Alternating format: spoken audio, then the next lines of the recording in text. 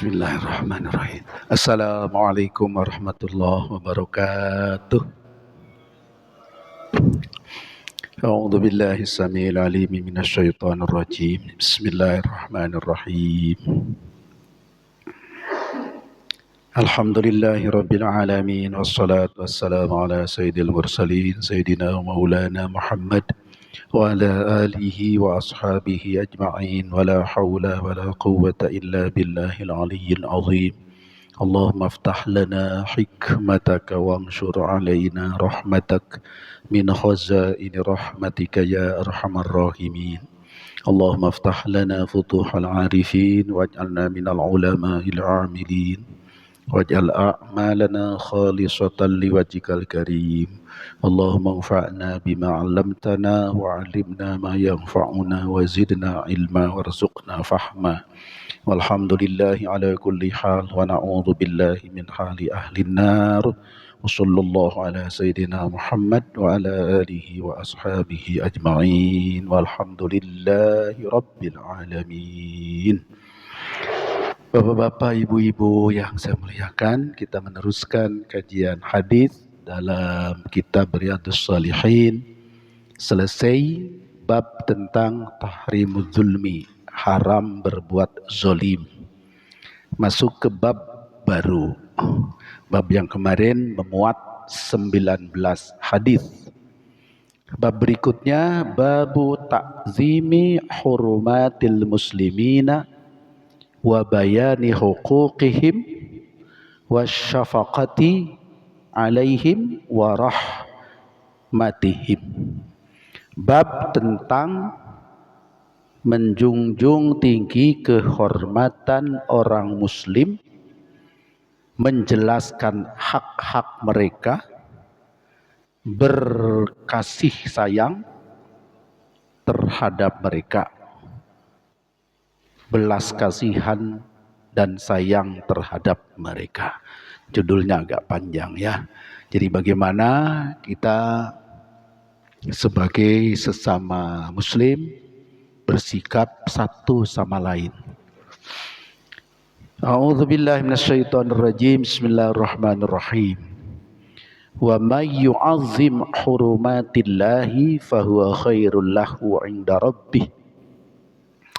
Ayat yang pertama yang dikutip dalam judul bab ini adalah firman Allah, wa may yu'azzim, barang siapa yang mengagungkan hurumatillah, kemuliaan-kemuliaan dari Allah, fahuwa, maka dia khairun, itu lebih baik, lahu baginya, inda rabbih, di sisi Tuhannya. Jadi kita sebagai orang muslim saling menghormati sama muslim. Terhadap apa yang dimuliakan oleh agama kita, kita muliakan juga. Ya. Wa qala ta'ala, di ayat lain Allah berfirman, wa may yu'azzim sya'airallahi fa innaha min taqwal qulub. Wa man, dan barang siapa, yu'azzim, yang mengagungkan, sya'airallah, syiar-syiar Allah. Jadi apapun yang merupakan bagian agama Islam dan dimuliakan, itu bagian dari syiar Allah. Fa innaha, maka mengagungkan syiar Allah itu min taqwal qulub, sebahagian dari bukti hati yang bertakwa. Hati yang bertakwa tergerak untuk mengagungkan kemuliaan-kemuliaan yang ada dalam agama kita. Wa qala ta'ala, ayat ketiga, Allah berfirman juga dalam ayat yang lain, wakhfid janahaka lil mu'minin. Wakhfid, rendahkan, janahaka, sayapmu, lil mu'minin, terhadap sesama orang mukmin. Ini bahasa kiasan. Emang kita punya sayap. Sayap itu adanya di burung. Burung ada sayap. Sama pesawat ya. Sama pesawat itu ada sayap. Karena pesawat ngikutin niru-niru burung. Jadi bahasa kiasan, rendahkan sayapmu. Artinya kita merendahkan sikap hormat kepada sesama mukmin.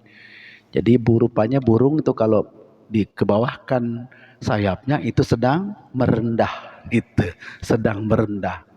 Itu adalah bahasa kiasan. Rendahkan sayapmu terhadap sesama mukmin. Jadi kita disuruh hormat terhadap sesama mukmin. Itu bahasa kiasan aja.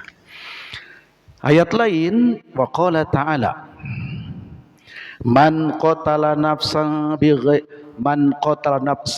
bighairi nafsin au fasadin fil ardi faka'annama qatalan nasa jami'a wa man ahyaha faka'annama ahyan nasa jami'a. Nah, ini untuk lebih kencang lagi, lebih tegas lagi secara khusus. Kalau tadi kita disuruh saling hormat menghormati, saling mengagungkan syiar-syiar agama, yang ini andai kata tidak saling menghormati, bahkan jahat sesama mukmin, bagaimana? Kalau tadi anjuran kita supaya baik akhlak, hormat menghormati, merendahkan diri sama mukmin. Sekarang andai kata tidak begitu, lalu jahat sampai membunuh, ini ayatnya. Waman qatala nafsan, waman, man tidak pakai wa ya. Man barang siapa qatala yang membunuh nafsan seseorang bi ghairi nafsin, bukan lantaran orang itu telah membunuh orang lain. Jadi bukan dalam rangka kisos. Au fasadin fil ardi, atau bukan lantaran orang itu bikin rusak di atas bumi, bikin onar, bikin bughat, bikin fitnah besar. Berarti membunuh orang tanpa alasan hukum yang dibenarkan. Faka'annama, maka itu semua bagaikan qatalan nasa jami'a, membunuh manusia seluruhnya. Padahal yang dibunuh satu, tanpa alasan hukum. Maka membunuh satu itu bagikan membunuh semua manusia. Ini hukum dari Allah. Dan kalau tidak salah ayat ini sering dikutip oleh para pakar hak asasi, karena dikagumi ayat ini termasuk oleh orang Nasrani, orang Yahudi yang mendalami ilmu hak asasi manusia. Ini kadang-kadang dikutip di ayat ini, ditemukan dalam kitab suci. Ternyata kitab suci umat Islam nih, siapa yang membunuh satu orang tanpa alasan yang dibenarkan oleh hukum, bagaikan membunuh semua manusia. Nah, ini satu ungkapan yang tegas dalam hukum agama kita. Maka jangan sampai terjadi seperti itu. Nah, sekarang pembantaian kayak di Palestina gimana itu? Bukan satu lagi itu membunuhnya. Justru orang bilang itu memang ada agenda, mereka itu pingin memusnahkan bangsa Palestina supaya dia bebas mendirikan negara Israel. Israel apa Israel ya? Diplesetin sama Pak Haji Zainuddin, diplesetin jadi Israel. Mereka menyebutnya Israel. Dalam sepengetahuan saya itu negara Israel itu ada setelah wafatnya Nabi Sulaiman. Jadi kerajaan itu dimulai dibangun oleh Bani Israel pada zaman Tolut. Nabi Samuel, ada di Al-Baqarah itu kisahnya. Berdirilah kerajaan dipimpin oleh Tolut. Ternyata dari Tolut turun ke Nabi Daud. Dari Nabi Daud turun ke Nabi Sulaiman. Sepeninggal Nabi Sulaiman berantakan, terbagi dua. Satu negara disebutnya negara Yudea, satu lagi disebut negara Israel. Tapi lama-lama habis semua, dua negara itu habis. Ya, dilibas sama Persia, sama Romawi dan seterusnya, habis sudah. Jadi sudah ribuan tahun hilang, orangnya juga berpencar kemana-mana. termasuk yang ke Madinah. Itu negara itu ya. Jadi panjanglah cerita itu kalau kita uraikan ya. Tapi prinsip dalam Islam, kezoliman membunuh satu manusia sama dengan membunuh semua dari sisi dampak buruknya, gitu ya. Jadi ini saya ulangi, oleh para pakar ahli hak asasi manusia kadang dikutip ayat ini untuk menunjukkan wajib menghormati hak hidup setiap pribadi, setiap orang. Kemudian diteruskan waman ahyaha, dan barang siapa yang menghidupkan satu manusia faka'annama ahyan nasa jami'a, bagaikan menghidupkan manusia seluruhnya. Jadi betul-betul dari sisi hak asasi manusia, khusus dalam hak hidup seseorang. Siapa yang menghidupkan satu orang sama dengan menghidupkan semua manusia. Lalu kalau pakai bahasa lugawi, mana ada manusia menghidupkan manusia? Yang menghidupkan itu Allah, yang mematikan juga Allah sebetulnya. Maksudnya kalau membunuh berarti kejahatan membunuh. Kalau menghidupkan, menolong orang yang hampir-hampir mati, ditolong, diselamatkan, sama dengan menghidupkan. Hakikatnya yang menghidupkan pasti Allah. Tapi kita dalam hidup itu disuruh tolong menolong. Ternyata dijumpai ada orang yang sudah seminggu nggak makan misalnya. Ketahuan sama kita, buru-buru dikasih makanan, buru-buru sakitnya diobatin, sehat lagi. Itu bagaikan menghidupkan. Jadi orang yang hampir binasa, hampir celaka, ditolong bagaikan menghidupkan. Inilah nilai luhur dari saling menyayangi, saling menolong satu sama lain, sesama kita. Ini nilai luhur diungkapkan dalam bahasa Al-Quran seperti itu. Barang siapa membunuh satu orang tanpa sebab hukum yang dibenarkan, bagaikan membunuh semua manusia. Barang siapa yang menghidupkan satu orang, bagaikan menghidupkan seluruh umat manusia. Wah, ini ada ungkapan yang luar biasa dari sisi hak hidup setiap insan. Nah, bapak hormat, itulah ayat-ayat yang dikutip dalam bab kita ini. Sekarang masuklah ke dalam hadis demi hadis Kanjeng Nabi. Wa an Abi Musa radhiyallahu anhu, dan dari sahabat Nabi yang bernama Abu Musa al-Ash'ari radhiyallahu anhu. Beliau mengatakan qala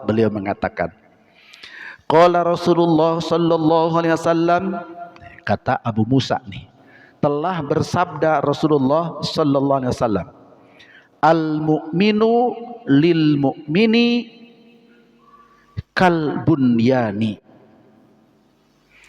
Orang mukmin bagi orang mukmin lainnya bagaikan bangunan. Bunyan ini bangunan. Yasuddu, memperkuat, ba'duhu, sebahagian dari unsur bangunan itu, ba'don, kepada sebahagiannya lagi.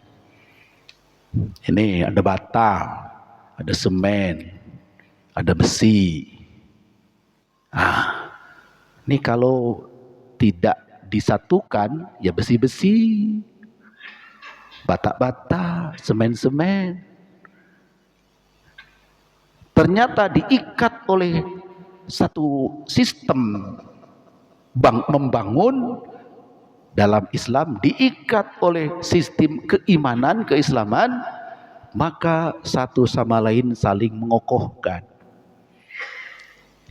Tiang mengokohkan dinding, menopang atap, dan seterusnya. Bata dengan bata diikat oleh semen. Ya, kemudian besi berdiri mengokohkan, satu sama lain saling mengokohkan. Orang mukmin mesti begitu. Jadi kuatnya orang mukmin karena satu sama lain yasuddu ba'duhu ba'don, satu sama lain saling menguatkan. Maka kokohlah bangunan Karena komponen-komponen bangunan satu sama lain saling menguatkan. Ya, bahkan cuman batu saja kalau disusun sedemikian sehingga satu menopang yang lain, itu jadi bangunan kokoh.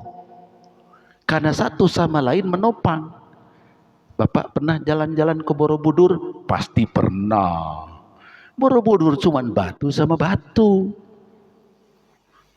Karena batu ditaruh di sini, batu berikutnya di sini, mengait sebelah sini, ditambah yang lain lagi, ngait sebelah ini, jadi kokoh itu bangunan. Nama orang mukmin sama orang mukmin mesti begitu, satu sama lain saling mengokohkan. Kalau cuma satu atau sendiri, kekuatannya juga sedikit, tidak ada. Maka ini gambaran dari Kangjeng Nabi ini kalimat ya. Orang mukmin seorang mukmin itu bagikan bangunan, yaitu komponen dengan komponen, bagian dengan saling menguatkan. Ya syuddu ba'd-ba'dan. Wa syabbaka baina asabihi.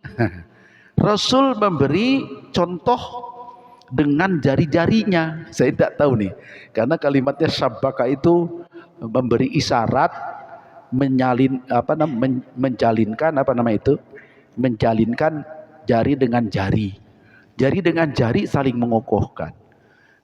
Jadi karena sama-sama bekerja jari ini, maka bisalah sempurna. Kalau cuma satu jari kita, tidak bisa saling kokoh mengokohkan. Memegang, kalau cuma telunjuk saja nggak bisa megang. Telunjuk aja cuma Noel doang ya. Bisa megang nggak bisa. Tapi dengan kerjasama jari dengan jari, maka sempurna kekuatan, sempurna pekerjaan. Jadi Rasul memberi isyaratnya dengan contoh bi asobihi, dengan jari-jari beliau. Maka jari-jari juga kerjasama satu sama lain saling menguatkan. Bahkan ada ustadz yang memberi contoh bukan dengan jari-jari, dengan tangan. Kun kal yadain walatakun kal udhunain. Ini mah orang, bukan hadis, bukan nih.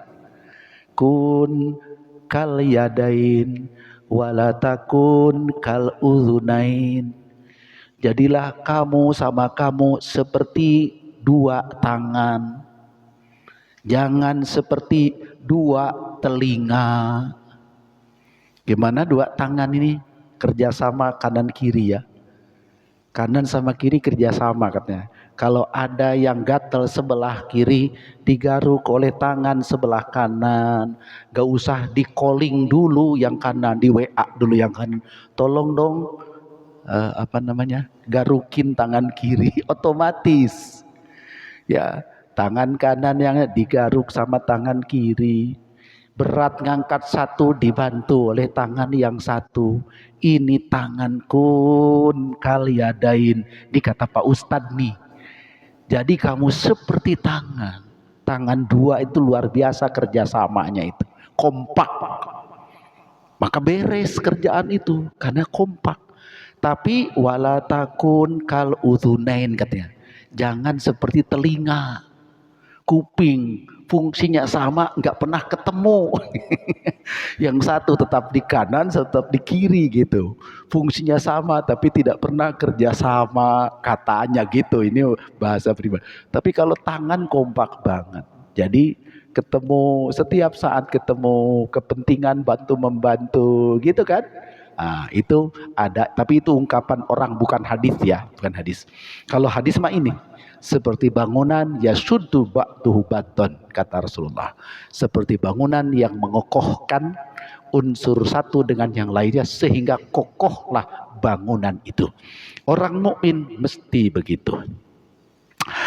Hadis kedua, wa anhu, dan juga ini dari Abi Musa juga. Jadi sama sumbernya. Qala, beliau mengatakan, qala Rasulullah SAW, telah berkata Kangjeng Rasul SAW, man marra fi syai'in min masajidina au aswaqina.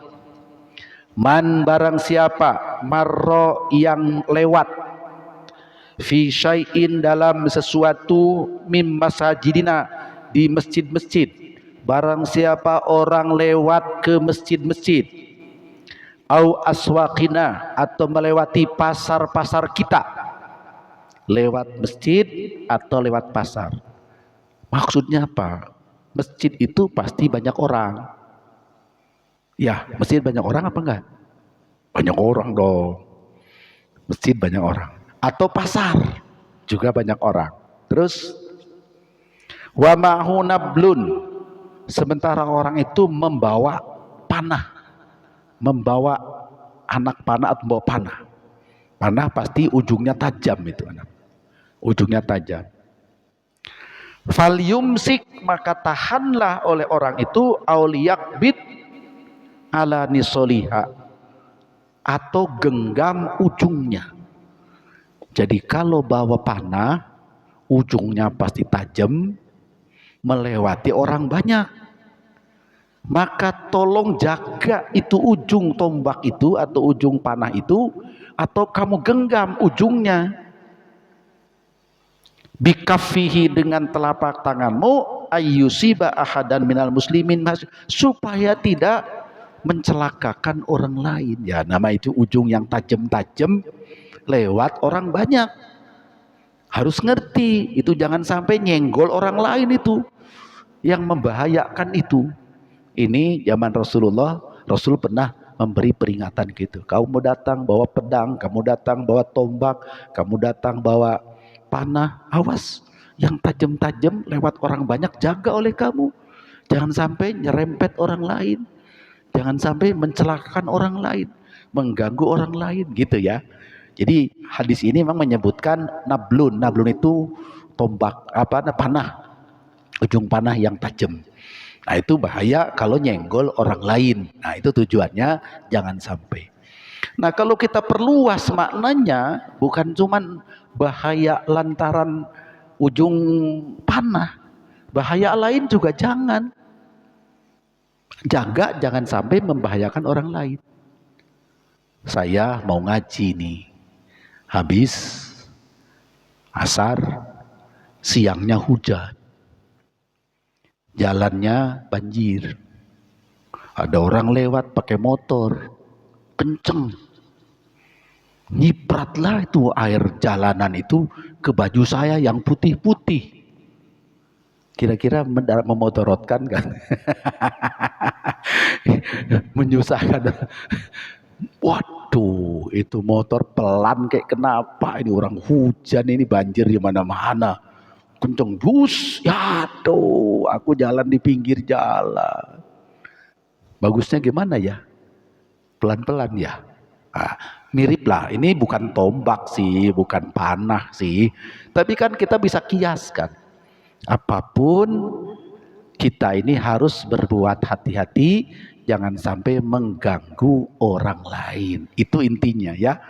Jadi bukan cuma hal-hal lain, kita pertimbangkan, jangan sampai membuat orang lain terganggu oleh kita. Sebetulnya itu makna lebih luas. Sehingga hadis ini, kalau zaman dulu musim perang dan sebagainya, kadang-kadang kesana kemari bawa senjata gitu. Nah, senjata itu jangan sampai mengganggu orang yang kita lalui. Kira-kira begitu ya. Hadis kedua dari Abu Musa al-Asy'ari.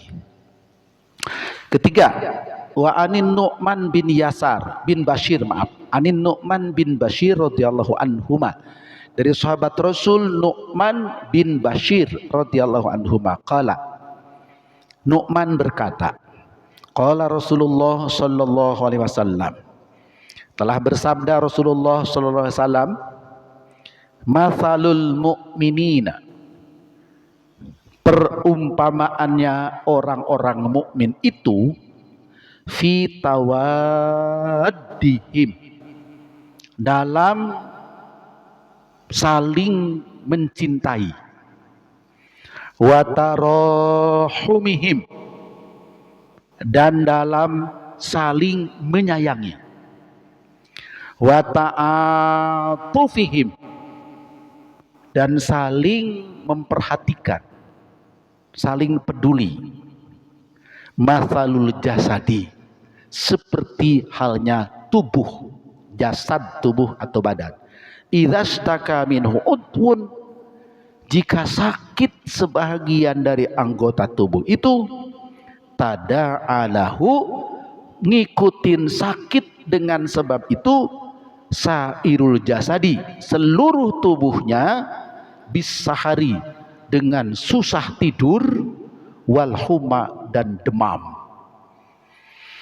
Jadi sesama mukmin ini, kata Kanjeng Rasul, hadis riwayat Imam Bukhari dan Imam Muslim, kalau salah satu orang dari seluruh orang muslim, salah satu sakit, maka semua merasakan sakit seperti badan.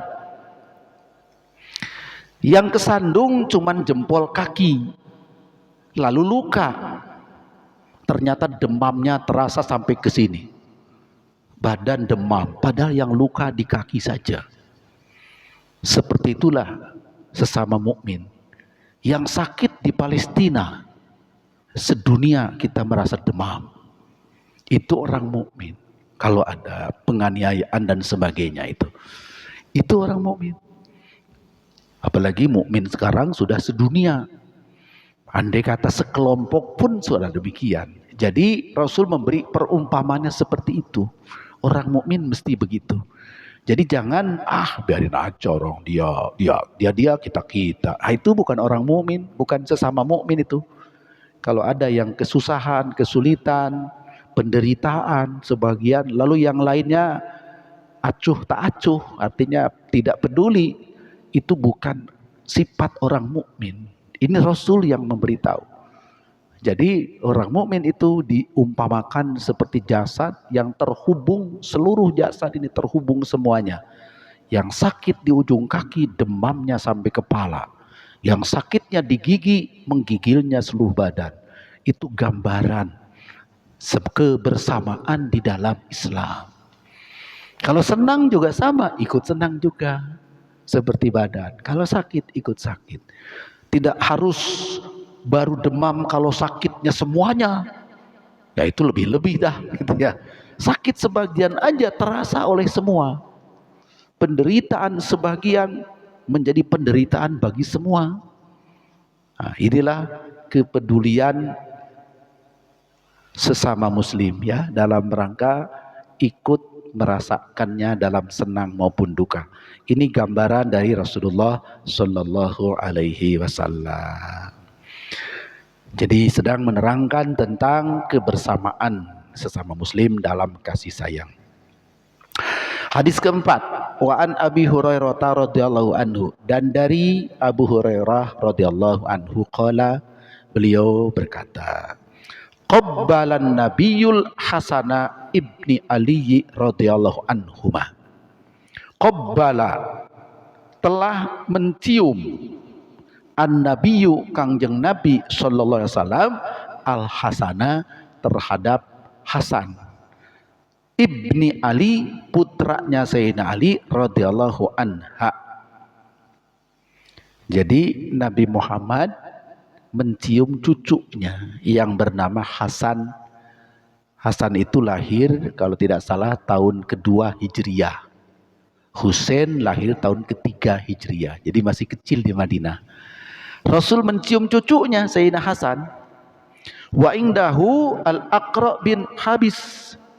Rupanya ketika beliau mencium cucu, di situ ada orang yang namanya Al-Aqra bin Habis. Ada orang, ya sahabat Rasul juga sih. Di situ Aqra bin Habis. Faqala al-Aqra, melihat Rasul mencium cucu, Aqra bertanya, innali asyaratan minal walad. Aku punya anak 10. Ma qabbaltu minhum ahada, belum pernah mencium satu pun anakku. Iya, keterlaluan juga sih ya. Jadi itu tidak biasa mencium anak mencucu saat itu. Umumnya orang Arab. Tapi Nabi Muhammad memberi teladan luar biasa. Cucu aja ketemu langsung diciumin cucunya. Maka Aqra melihat itu mengatakan, saya punya anak 10, tidak satu pun yang saya cium. Fanadhara ila Rasulullah, maka Rasul menatap ke si Akro ini. Kepada Akro yang mengatakan begitu, Rasul ngelirik nih. Karena Akro bilang, aku punya anak 10, tidak satu pun saya cium. Rasul baru dapat cucu 1, diciumin. Karena ngomong gitu, Rasul menatap tuh ke Akro. Faqala, lalu Rasul berkata begini, mal la yarham la yurham. Barang siapa yang tidak menyayangi, tidak bakal disayangi. Jadi cium cucu, cium anak itu tandanya sayang. Kalau kita punya rasa sayang kepada orang lain, maka kita akan disayangi. Siapa akan menyayangi? Kalau rasa sayang itu terungkapkan dengan baik, Allah akan menyayanginya. Bahkan selain Allah pun bisa. Tapi kalau kita punya hati, apa namanya tadi itu ya? Kalau tidak punya sayang itu apa artinya? Tebal apa namanya? Tidak ada rasa sayang hati. Kagak bakal orang pun sayang kepada kita. Apalagi Allah. Kalau kita tidak punya rasa sayang. Jadi kata Rasul, siapa yang tidak punya rasa sayang ke orang lain, maka dia tidak akan disayangi juga. Jadi kalau gitu, sayang menyayangi itu fitrah manusia. Jika diasah oleh kita menjadi suka menyayangi, akan terjalinlah satu sama lain saling menyayangi. Jadi ini sering dipakai dalil, mal la yarham la yurham. Siapa yang tidak mempunyai rasa sayang ke orang lain, maka orang itu tidak bakal ada yang menyayangi. Itu ya. Jadi itu adalah konsekuensi logis sebetulnya secara akliyah, secara filosofis, konsekuensi logis lah. Orang yang tidak menyayangi, dia tidak bakal disayangi orang juga. Dia kasar ke orang lain, dikasarin lagi. Umumnya begitu. Tapi yang lembut, yang menyayangi akan disayangi juga. Itu udah konsekuensi logis dalam pergaulan. Tapi ternyata diungkapkan dalam hadis Rasul. Hadis Rasul itu wahyu itu. Hadis itu Rasul kalau berkata itu wahyu dari Allah. Seluruh hadis Rasul itu wahyu dari Allah. Berarti kebenarannya datang dari Allah. Man la yarham la yurham. Ya. Baik, itu hadis keempat. Hadis kelima. Wa an Aisyah radhiyallahu anha, dari Sayyidah Aisyah radhiyallahu anha qalat. Beliau Sayyidah Aisyah berkata, qadima nasun minal a'rab. Qadima telah datang, nasun serombongan orang, minal a'rab dari pinggiran. A'rab itu sebutan bagi orang-orang Arab pinggiran gitu, bukan dari Madinah, bukan dari kota, pinggir-pinggir datang. Ala Rasulillah sallallahu alaihi wasallam, datang menghadap atau ketemu dengan Rasulullah sallallahu alaihi wasallam. Faqalu, lalu orang-orang itu bertanya, atuqabbiluna sibyanakum? Apakah kalian suka mencium anak-anak kalian? Faqalu, lalu mereka menjawab, na'am, iya. Qalu, mereka berkata lagi, lakinna wallahi ma nuqabbil. Tetapi demi Allah, kami itu tidak biasa. Kami tidak biasa mencium anak-anak. Faqala Rasulullah SAW, maka Rasulullah bersabda, awa amliku angkanallahu naza'a minkumur rahmah. Awa amliku, Rasul mengatakan, saya tidak bisa komen apa-apa. Saya tidak berkuasa apa-apa. Jika Allah sudah membuang atau menghilangkan rasa rahmat, rasa kasih sayang dari hatimu, gitu ya. Jadi orang yang tidak pernah menunjukkan segitu, seolah-olah di hatinya sudah tidak punya rasa kasih sayang, seolah-olah sudah dicabut oleh Allah dari hatimu itu rasa kasih sayang. kalau kamu tidak santun, tidak menyayangi anak cucumu. Gitu ya, anak-anak. Jadi orang yang tidak sayang kepada anak-anak oleh Rasul disinggung. Saya kalau gitu nggak ngerti apa-apa dah, nggak bisa apa-apain dah saya dah.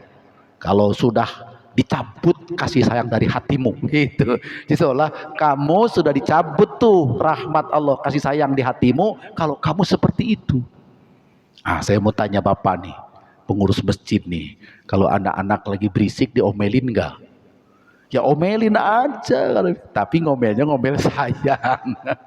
Omelin saja, omel sayang. Caranya apa? Diajarin, dinasihatin.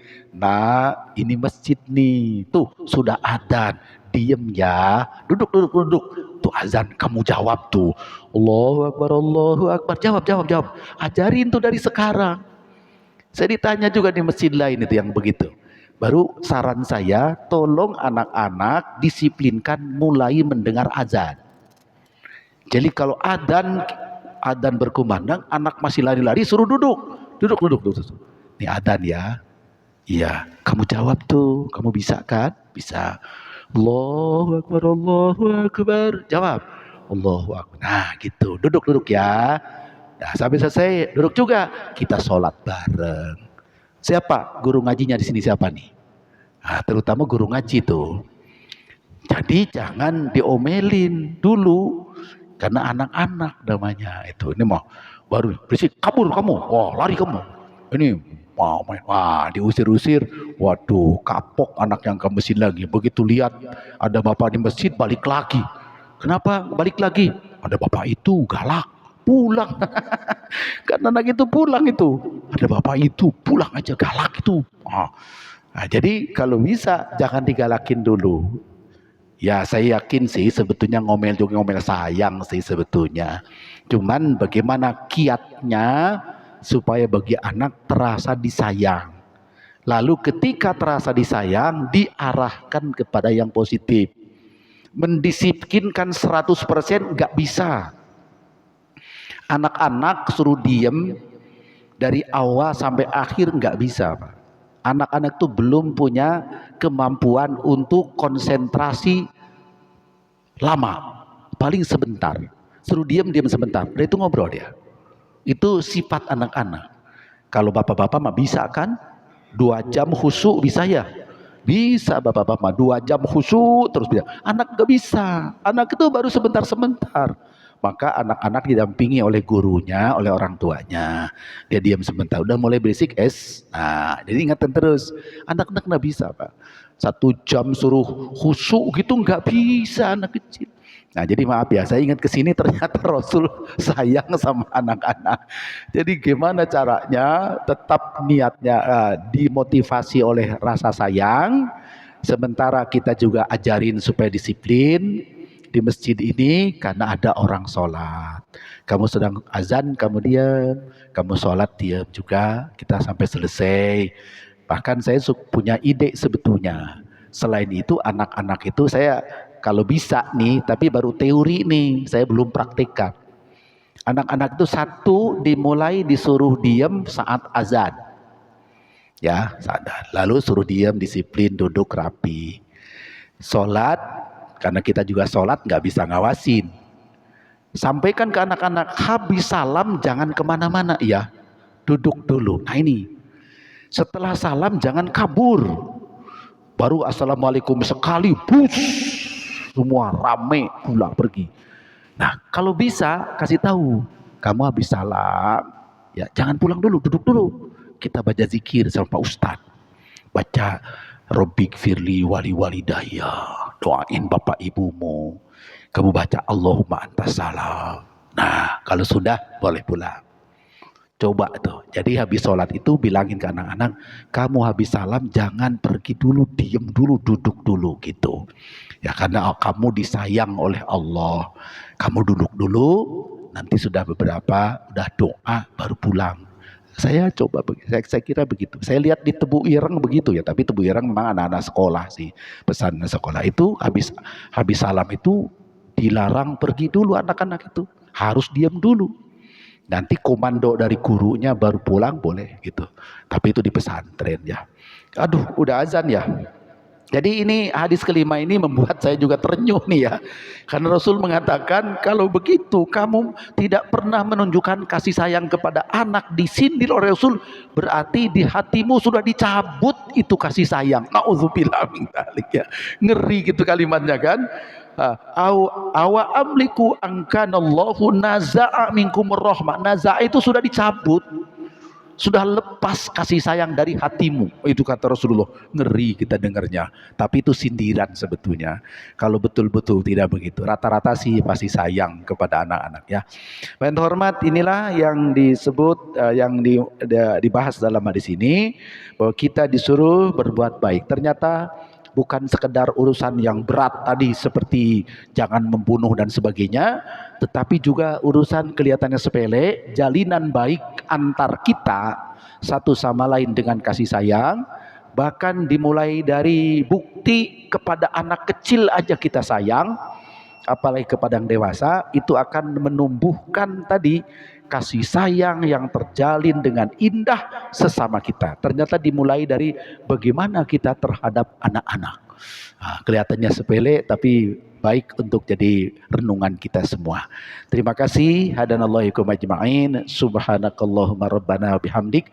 Asyhadu an la ilaha illa anta astaghfiruka wa atubu ilaik. Allahumma aqdina bil ilmi wa zayyinna bil hilmi wa akrimna bit taqwa wa jamilna bil afiyah. Rabbana atina fid dunya hasanah wa fil akhirati hasanah wa qina adzabannar. Wa sallallahu ala sayyidina Muhammad wa ala alihi wa ashabihi ajma'in. Walhamdulillahi rabbil alamin. Wassalamualaikum warahmatullahi wabarakatuh.